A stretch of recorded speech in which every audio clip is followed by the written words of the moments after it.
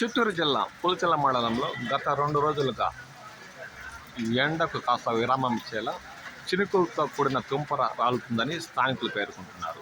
మంగళవారం సాయంత్రం 5 గంటల తర్వాత అయితే మోస్తారుపాటు వర్షం కురిసే అవకాశాలు ఉన్నట్టు చిరుజల్లులతో కూడిన వర్షం మొదలయ్యి మోస్తారుపాటు వర్షం పులిచెర్ల మండల పరిసర ప్రాంతాల్లో కురిసిందని స్థానికులు అంటున్నారు.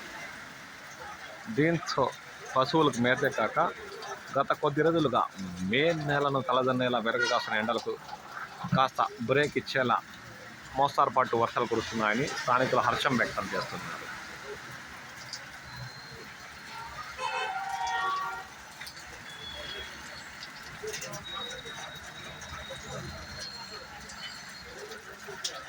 కల్లూరు 4 రోడ్ల పొడిలో చినుకులతో కూడిన తుంపర రాలుతున్న దృశ్యాలు గమనించవచ్చు.